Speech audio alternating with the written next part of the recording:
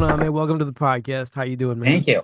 I'm doing great. So, let's kind of go back a little bit for those who might not know you. You started a couple companies. The first one was Yep, called Moosejaw. you got it.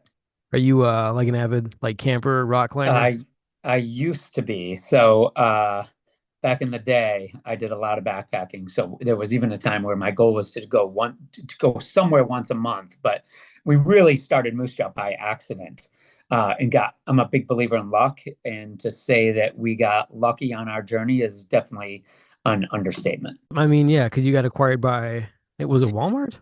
Yeah, we first got acquired by Walmart, Wow. but taking it way back, I mean, we were an e-commerce and retail company. I mean, at one point we had 14 shops, and I was the kid who wouldn't go shopping, right? I hated going to the mall, and when we opened our first store, I always described it that it's not only that we didn't know the rules to even break, right? People talk about breaking the rules. We didn't even know the rules. So when someone would come into our shop, we never said, "Hey, can we help you?" We said, "Do you want to go play home run derby in the parking lot?"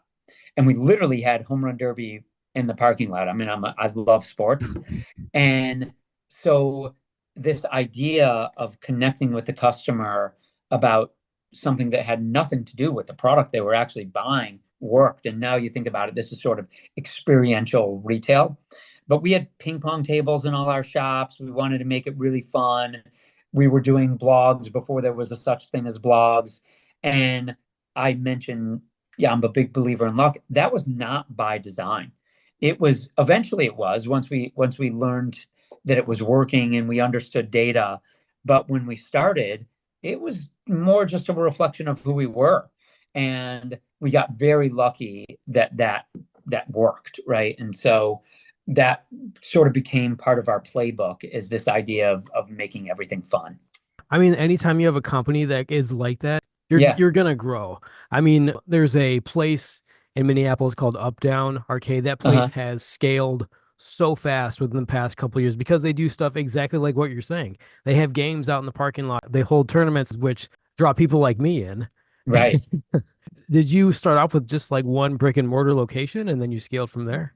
There was one shop. It was 2,400 square feet, including the back, so it was really small, and it was in the middle of nowhere. It was I described the outdoor business used to be a destination business, meaning that you were really only buying this stuff if you were going on a trip, and that turned into a lifestyle business. So back in the day, it's crazy to think about it, but North Face did not make jackets for women.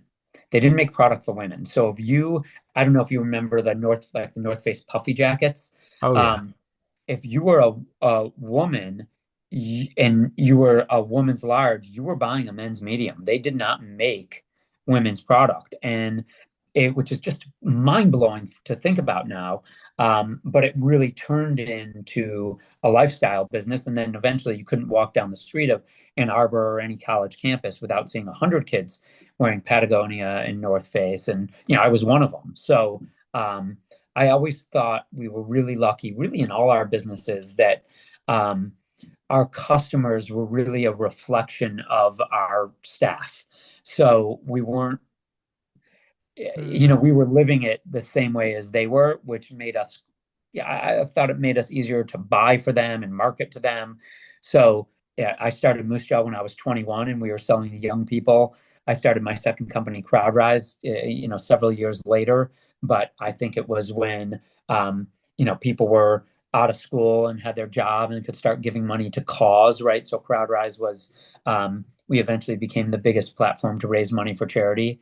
And then my most recent company, Zeck, is all around the board, right? So if you think about it, we've sort of grown. Our companies have become sort of reflective of our age, I guess. I never really thought about that until just now. It's come full circle. Yeah, I, exactly. I'm an old man. I know, like Urban Outfitters, their strategy was, they start with free people, right? That's there for younger people, and then you graduate to Urban Outfitters, and then you graduate to oh, Anthropology. I guess we've yeah. sort of done the same thing. Yeah. My wife made the comment the other day, "Oh, you'd look great in a plaid shirt." And I'm like, "Oh, I'm not oh cool enough. no." Yeah. I feel like I'm not quite there yet. Not yet. Maybe give me a Yeah. couple more years. Maybe I'll All get right. there still. I'm How with did you. but like how do you guys kind of find the white space for Zeck? Did you all kind of have the same epiphany? Like there's got to be a better way to do this as far as Yeah, it really, meetings go. yeah, it really was based on our own life experience. So as hard as everything was at Moosejaw and CrowdRise, there was nothing more stressful for me than the board meeting. So we would literally go pencils down for 100 hours to build our board presentation, and it was bad, Ugh. right? The shortest board deck we ever built was 134 pages, just to give you a glimpse. And then we would send it to our board in a format that they couldn't read on their phone and couldn't interact with, right? So slides in a PDF. It's not that a PDF is hard to interact with. That functionality doesn't exist. So a slide deck, I'm not against them. It's just they're built for a TED Talk, right? Where you're going up and you're presenting. They're not made to be collaborative. They don't contemplate security or permissions. But then most importantly, we would all we had these famous board members at our second company, CrowdRise, right? These notable, venerable board members. And we would all get ready for the supposedly grandiose meeting, and we'd meet in New York or LA or something like that. We'd get into the room, and I would quite literally reread the board a deck that they already read. So from start to finish, the entire Ugh. process was a waste of time, right? You get it. I didn't know that this angst was universal until after our companies were acquired and I sort of got out there in the world. I genuinely thought we were the only ones who were bad at it. Once we realized that this is a universal problem, then we decided, okay, let's find a way to go attack it. Okay, yeah, once you kind of like realized, hey, I'm not the only person suffering over Exactly. here. There's other people suffering as well. That's right. I thought I was the only one. So, uh, kind of going into VCs a little bit, have you done like pitching as far as like venture capital? Does that kind of go in the same? Like, you don't want to make your slides too long. You want to keep everything pretty much concise. Our first funding round, we built a Squarespace site, which obviously took a ton of time. We didn't use our own product for our own fundraising pitch until we saw other companies start to do so. So for our A round, which was we did a few months ago, it was led by Salesforce and Khosla, which is again super lucky for us. We used Zeck for our A round, and it was really great. And then I'll just tell one story about keeping content concise. So one of the best lessons I ever had was at our prior company, CrowdRise, when we were doing our round. I got on the phone with this very famous, it was one of the Shark Tank guys. Um, and so he was a badass. And we got on the call and I told him all about CrowdRise. And at the end of the call, I said, okay, I'm going to go ahead and send you my deck. And he said, send me something that I can read at a red light on my phone. And I said, what do you mean? He said, that's just send me bullet points that are so concise. I can read them at a red light on my phone. I said, you have to be a badass to say something like that. And he was. And it was such a good lesson, right? I think it was either Mark Twain or I think it was, I don't remember who it, maybe Blaise Pascal. It was someone said, I think Twain gets the credit.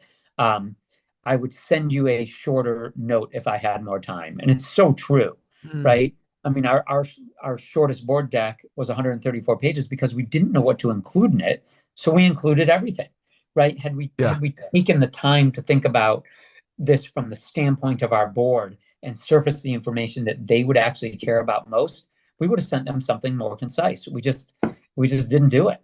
Yeah. If you don't know, you Zach is the don't know. catalyst to that. Yeah.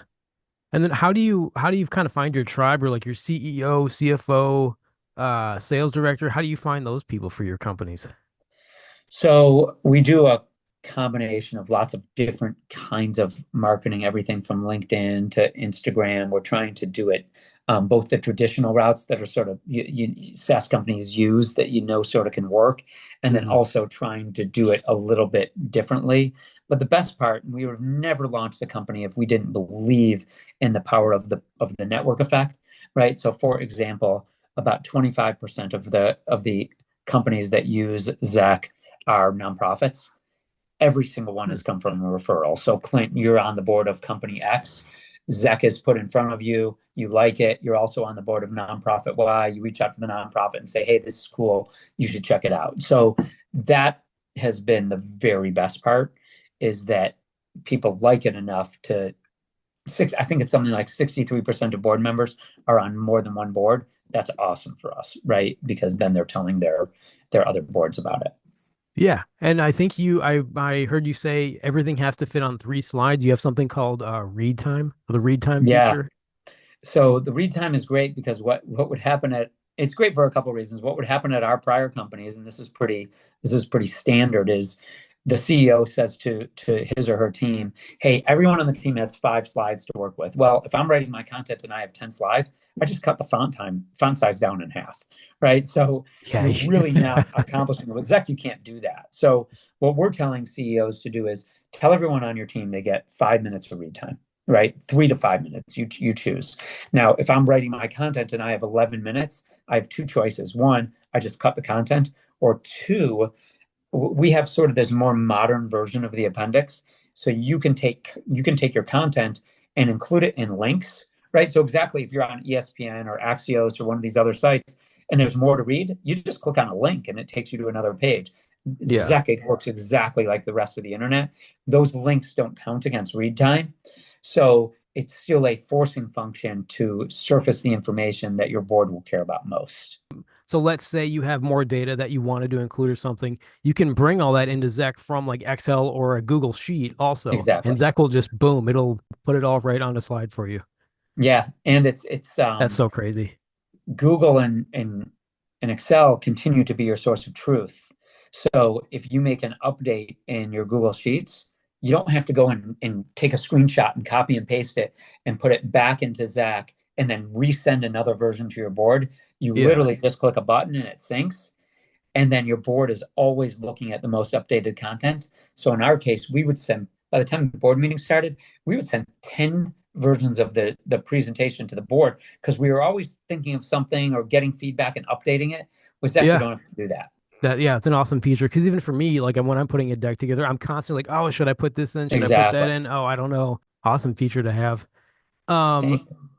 Do you think like Zach's platform could be expanded like beyond the boardroom into like the workplace? So like for example, since we're kind of going into the age of automation and an AI renaissance, it could like automate tasks typically overseen by managers. That way you can reallocate that capital and you can like reduce management costs for other areas of the company, if that makes sense. Not only does it make sense, it's exactly what's happening. So I'll Yeah. give you a real life example. We use Zeck. We have a leadership meeting every 2 weeks. What we used to do is we use Google Slides, and everyone would send me their Google Slides. I would, because this is my meeting, I would put the presentation together. I would send it to the team. Everyone would read it. We'd get in onto the call and I would reread it to everyone. We'd literally scroll through it. So stupid. Now Yeah. what we do is every other Monday, right? So this will happen this coming Monday or a week from today. Our team goes and they sync to their data exactly how you just described. So that's a click, right? It literally takes 1 second. They will run the AI against their data. So in about 10 seconds, the AI will produce this sort of executive ready content. So Hmm. highlights, lowlights, what's keeping me up at night, etc. And then the team will take about 15 minutes, 10 to 15 minutes, sort of finessing that content for the meeting. So that's done every other Monday. On Tuesday, the team goes in and they leave all their feedback in the Zack. Okay. And then on either Tuesday night or Wednesday morning, I go through the feedback and I star the feedback that we should go through in the live meeting. We get on the live Hmm. meeting and I can filter by all the starred comments. So that basically becomes our agenda. So we're no longer reading the slides that everybody already read, we're going through the feedback. So I basically open this comment drawer and go through these starred comments, and that's the meeting agenda. So it's all back and forth, and it's so much more productive. Someone recently described Zach. They said prior to Zach, our meetings were like doing homework, and now they're like playing chess. I mean, that's high praise and a pretty good line. Oh So, yeah. Yeah. we really like that. And then you have a feature where board members have to agree on a time. Like this is 8 minutes. We'll do this 8 minutes here at this time. Yeah, so there's we have a pretty cool agenda feature and it's really designed, it's so easy to use, but it's really designed so that you optimize your time in the meeting. And we do that in a few different ways, but one of them is with the agenda, there's pre-read items and what we call deep dives. So the pre-read makes it pretty obvious. This is what you're supposed to read before the board meeting. And if you don't leave a comment, we will not go through this in the live meeting so that we could spend our time in the deep dives or more strategic discussions, because that's what the meeting is for. Again, we learn from our own mistakes. We had these amazing board members, right, whose time is worth literally millions of dollars. We don't want to Yeah. waste that time rereading anything. And that's why it's nice to have that delineation between pre-read and live meeting topics. Yeah. Speaking of, how did that connection come about with Ed Norton? So actually we did our prior company CrowdRise together. Oh, okay, And so okay. we've worked together for a while, and we were literally away together.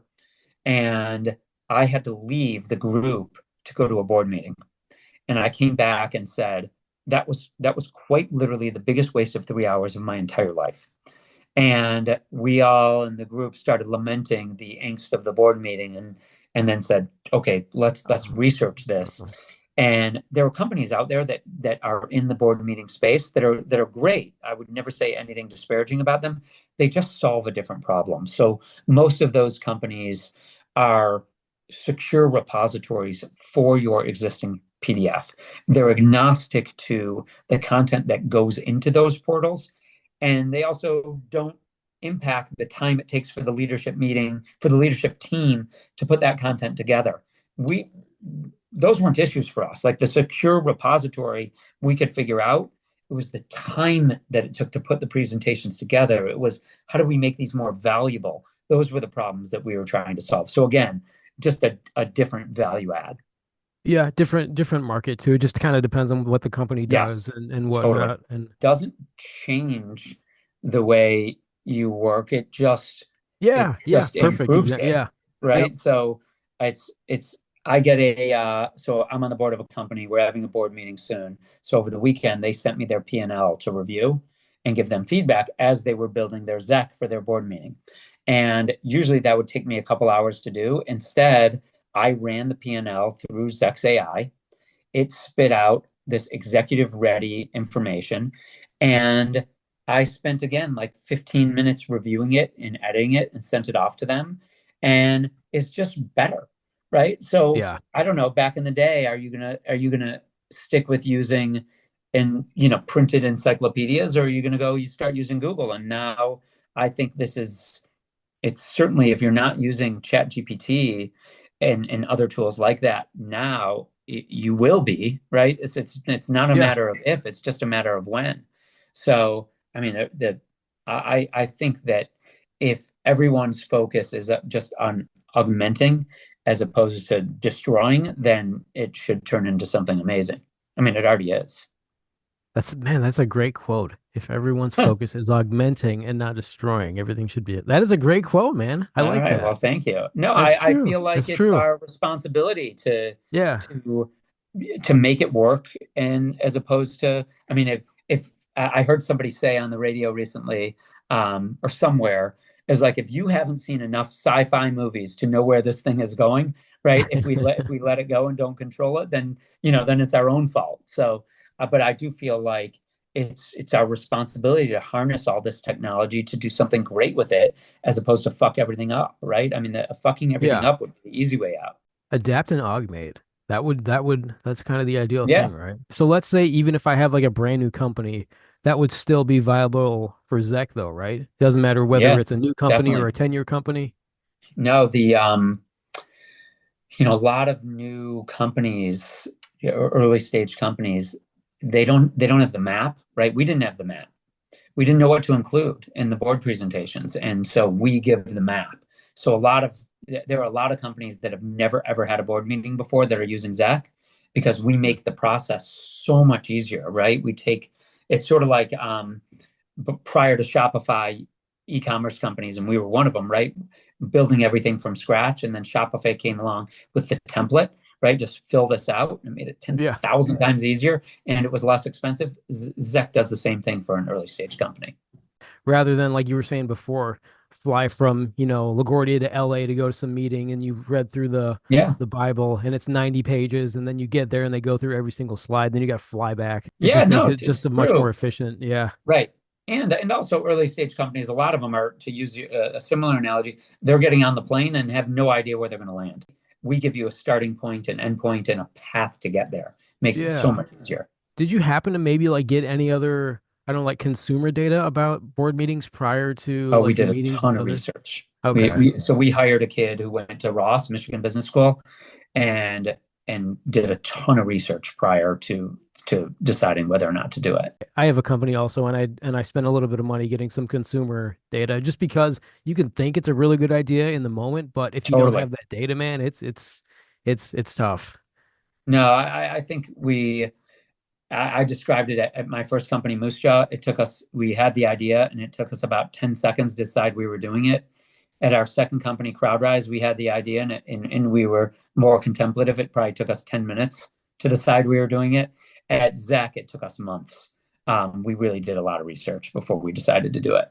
Gotcha. So you kind of took that route there. We either got dumber or smarter. I'm not sure which. But I think if we can take this miserable space and make it so that people don't dread it so much and you're Yeah. looking forward to your board meetings as opposed to anticipating the worst 3 hours of your life like it was for me, then they'll be more productive. So if you go to our site, if you think about a board meeting and then we have a wedding crashers quote on our website. That's not something that you would expect, and it's very purposeful because we're trying to make this more fun, right? Because yes, they're very serious. It creates the roadmap for your company, but at least if you could enjoy it more, they'll be more productive. So that's part of our idea here. Right. And you've got this kind of interactive way of communicating with each other more often rather than just waiting every single quarter and going into a room and watching a presentation for, like you said, 90 minutes to 3 hours. This way you can just hop on real quick, see what's going on. Yeah, it's And entirely collaborative. yeah. And like you said, you It's got a the read time secure, feature. open forum, right? So Yeah. it's you can't take it like if you're on my board and I send you my Zach, you can't forward it along to anyone. They wouldn't be able to open it, it would die. But amongst those who have permission, and therefore you're communicating asynchronously. So by the time Yeah. you're in the live meeting, you're so far ahead of it. You know Yeah. where the votes are going to go, right? You don't have to spend 45 minutes wondering whether or not you're going to approve the meeting minutes from the prior board meeting, right? You're Yeah. ahead of all this minutia. So again, once you're in the room, it's so much more productive. And it sounds way more secure too from what you're saying. For sure. I mean, we had a at Yeah. our prior company, we had a whole trust and security team, right? Because we had information on millions of donors. And we took that very seriously. Yet we sent our board materials over PDF over email and never thought twice about it. It was so dumb, right? Yet that's what most companies do. You hear about a new, some company, there's a data leak every other day, yet companies are sending their most sensitive material in a PDF over open email. It's crazy, right? Particularly when it's so easy to use something like Zach, which makes it entirely secure. Like the back end is super secure also. Yeah, so Yeah. the that's security's table stakes for us. So each company has its own hosted instance of the AI. So not only does your information not feed the LLMs, it doesn't even feed across Zach. You have basically your own walled garden, is what our engineers say. So it's entirely secure. You don't have to worry about any of that. That's awesome. I think that Yeah. is, if that doesn't convince people, I don't know what will. Yeah, no, it's super easy. It makes everything really easy. All right. Thank you so much for coming on, man. I appreciate it. Thank you, Clint. Appreciate it.